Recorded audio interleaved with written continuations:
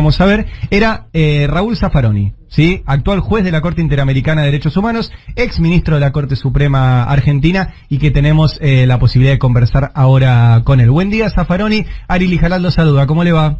Hola, ¿qué tal, Ari? ¿Cómo andás? Muy bien, gracias por atendernos, ¿eh? No, por favor. ¿Por qué fue ese día a Comodoro Pi? Bueno, empezaba ya empezaba a desarrollarse este lofer, y bueno, quise estar al lado de Cristina, testimoniando que todo esto era una patraña, como fue que terminó, ¿no? En la forma que terminó, bueno, después de 5 años. Bueno, pero eso lo veíamos desde el comienzo, y veíamos también que venía la andanada, ¿no? Claro. Y ahora, porque digo, ¿cómo se analiza esto que después de 5 años terminan diciendo, bueno, efectivamente no hubo ningún delito?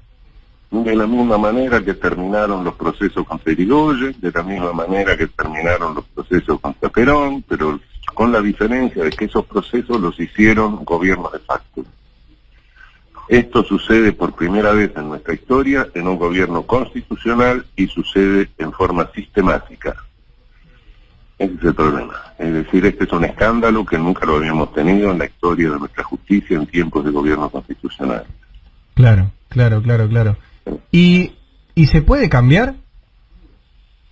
Sí, claro que hay que resolverlo de alguna manera. Tenemos que tomar alguna medida, tenemos que ir tomando alguna medida que obstaculicen que pueda reproducirse un fenómeno de esta naturaleza. La primera medida que tenemos que tomar es tratar de reformar la estructura de nuestro Poder Judicial, que es una estructura totalmente irracional, tener que modificar esa estructura, hacerla un poco más racional, emparcharla como se pueda dentro del espacio que deja esta Constitución, y el día de mañana, cuando podamos pergeñar un nuevo modelo de Estado, estructurar un Poder Judicial ya a la altura de las circunstancias y a la altura del derecho constitucional comparado del mundo, ¿no? Uh-huh. Sí, Raúl, hay una cuestión, ¿estos son las personas, son las instituciones, es una combinación de ambas? Porque, digo, el Código Penal no permitía hacer muchas de las cosas que hicieron, y se hicieron igual. Entonces, mi pregunta es, ¿hay que cambiar las leyes, o buena parte pasa por las personas como, digo, en este caso, Borinsky y Hornos, o el juez Irursun, o la propia Corte que le ha dado cobertura y cobijo a todo esto? Mira, Ari, cuando vos tenés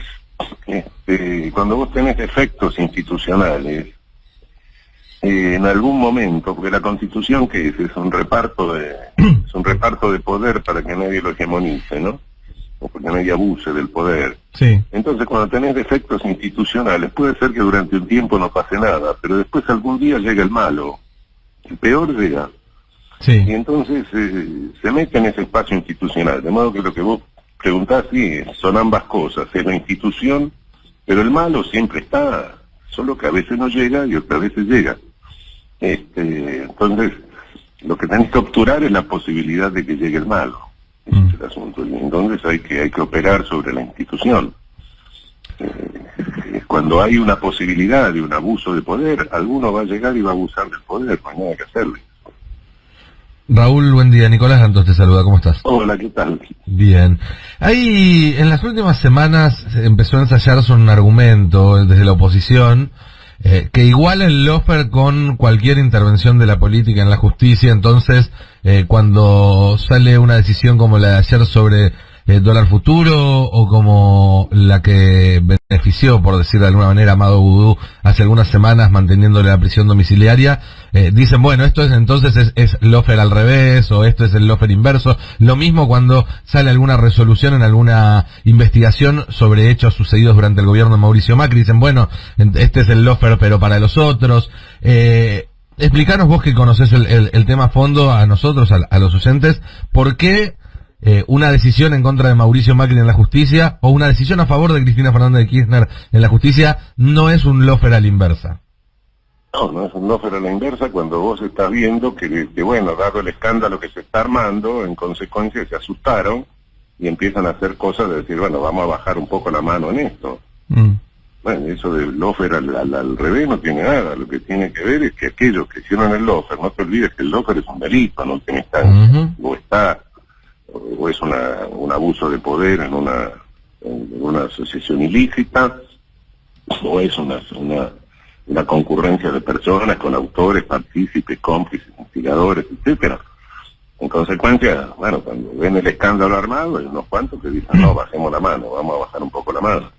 Pero eso del lofer no tiene nada, eso es el efecto de decir, bueno, se nos fue la mano, o viene mal la cosa, vamos a tratar de prolijar un poco, ¿no?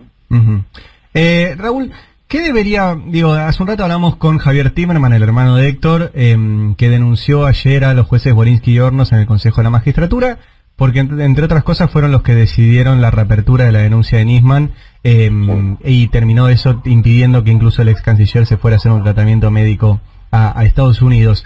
Sí. ¿Qué debería pasar con los casos, puntualmente, Borinsky, Hornos, el juez Mariano Llorens, el fiscal Ple, o sea, todos los que nosotros encontramos que estuvieron en Olivos con el presidente, digamos, ¿pueden seguir ejerciendo mientras por lo menos esto se investiga o deberían, no sé, tomar licencia, dar un paso al costado? Porque si no, parece que todo sigue igual.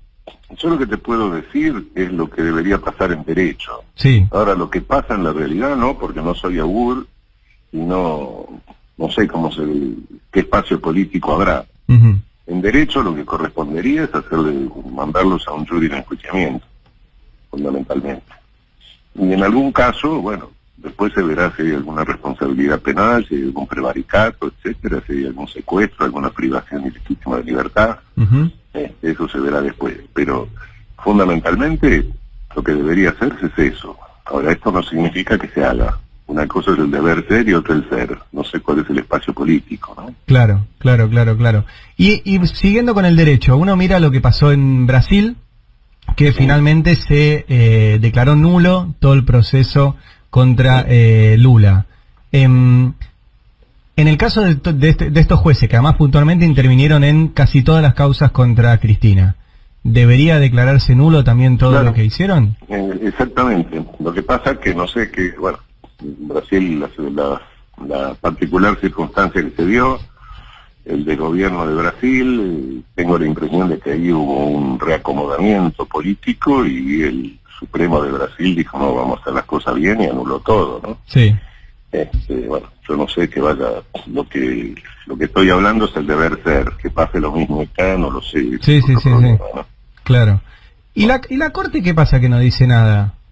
Porque, hace más de 15 días que nosotros publicamos esto, y la Corte no tiene nada para decir de las reuniones. Creo que en su momento la Corte se va a encontrar en una disyuntiva, ¿no? O legitima todo esto y queda pegada al escándalo, o lo anula. A la larga va a pasar eso. De momento, el silencio de la Corte es que está tratando de esquivarle el glúteo a la jeringa, ¿no? Ese es el asunto. Pero bueno, al final va a tener que decidirlo. Y eso es medio imprevisible, ¿no? Porque esta Corte no tiene una línea ideológica. Sí. No, pero digo, solamente un comentario de la Corte diciendo los jueces no tienen que ir a reunirse con el presidente de turno, ya sería un gran avance, ¿no? Sí, los jueces no tienen que ir a reunirse con el presidente de turno cuando van a resolver si van a meter presos a los opositores del presidente de turno. Si no es esa circunstancia, uno puede ir a jugar al pádel, al tenis, a lo que se le dé la gana, ¿no?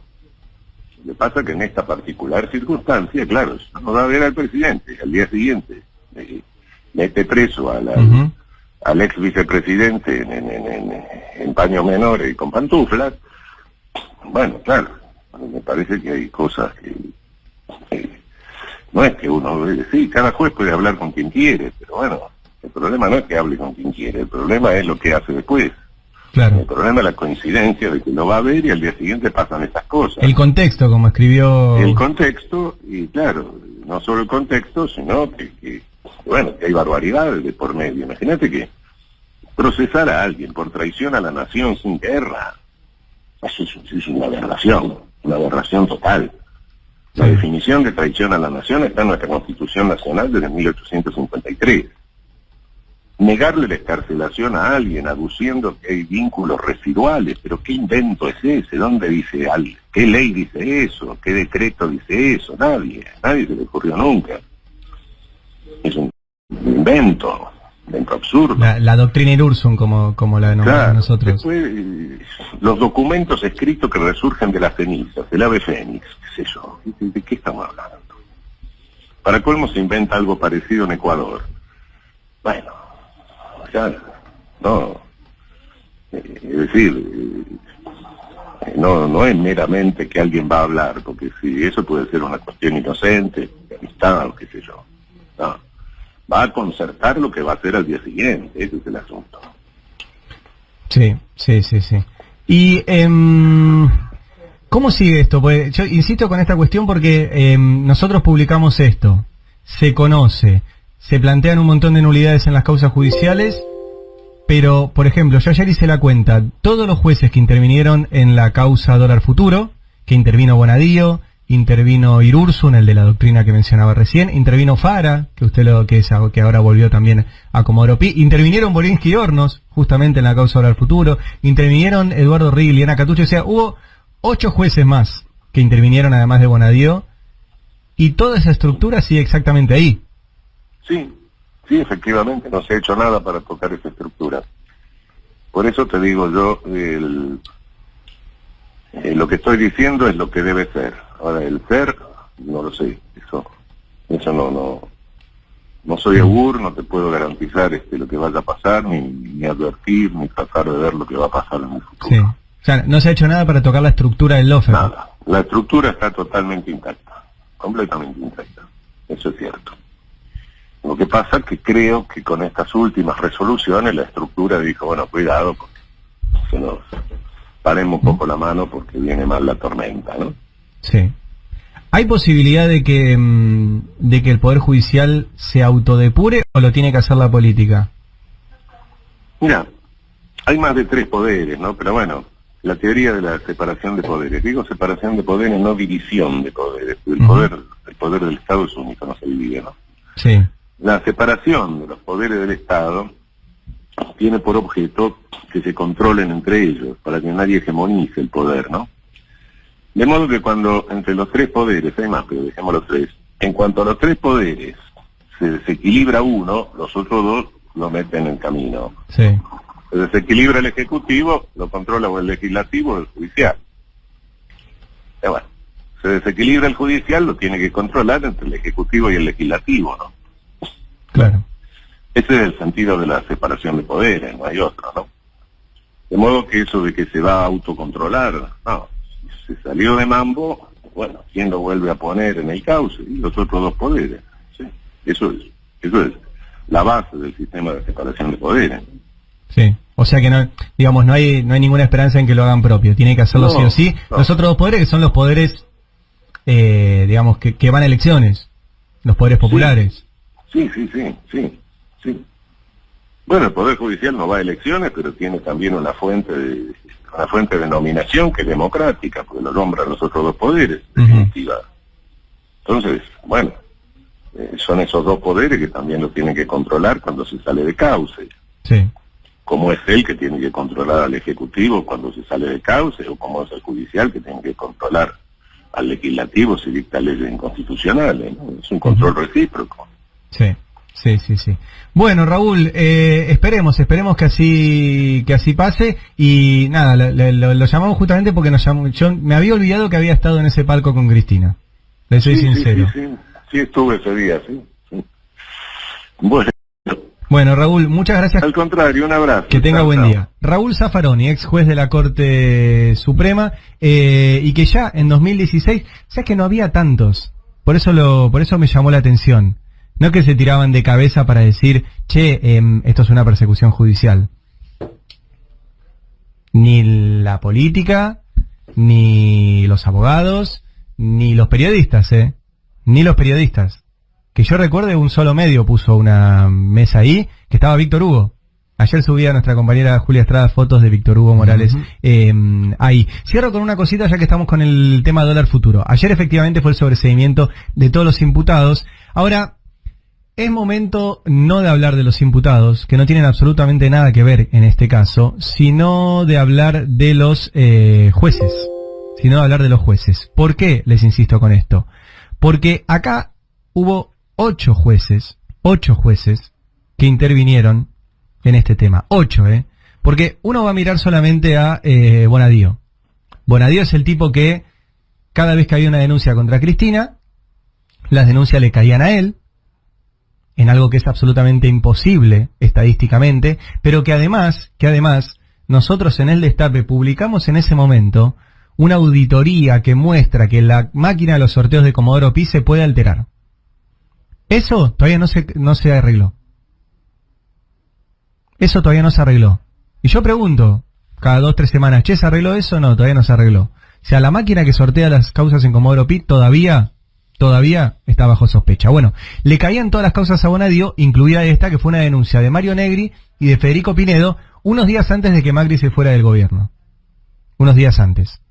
De que Cristina se fuera del gobierno, perdón, de que asumiera Macri. ¿Por qué necesitaban hacer esta denuncia? Porque querían meter presión contra todos aquellos que fueran a decir algo contra la política económica de Mauricio Macri.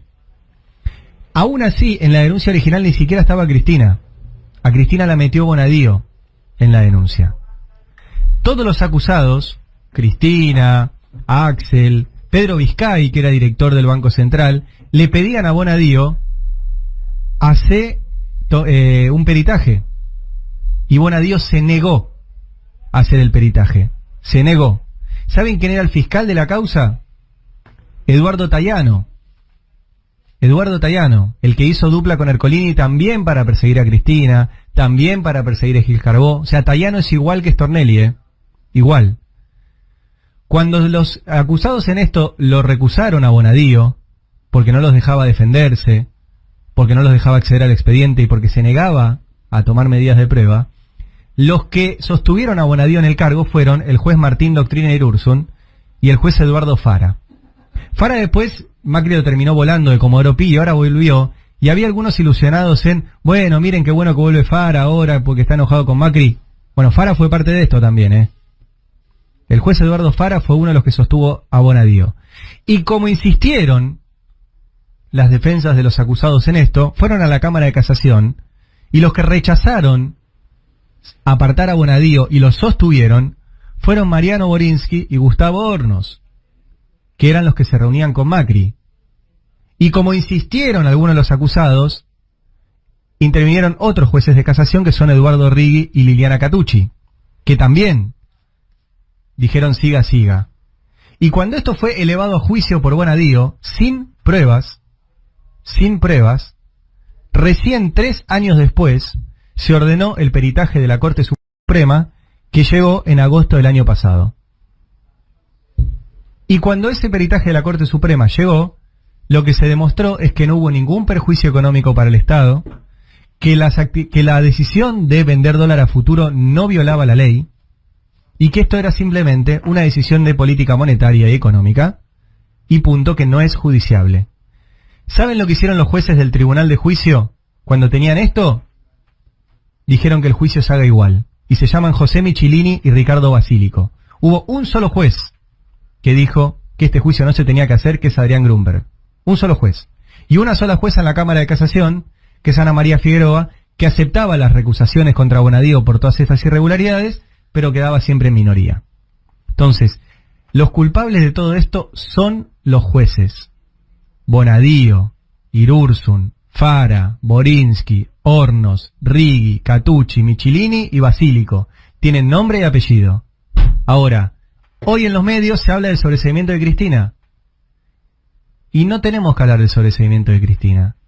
Tenemos que hablar de que estos jueces armaron una causa judicial para que cualquier persona que dijera algo de la política económica de Macri tuviera miedo de ir presa. Para que Cristina se callara, para que Axel se callara, para que Pedro Vizcay se callara, para que Alejandro Banoli se callara. Y lo llevaron hasta un juicio en una causa trucha durante 5 años. Así que empecemos a hablar más de los jueces. 9:23.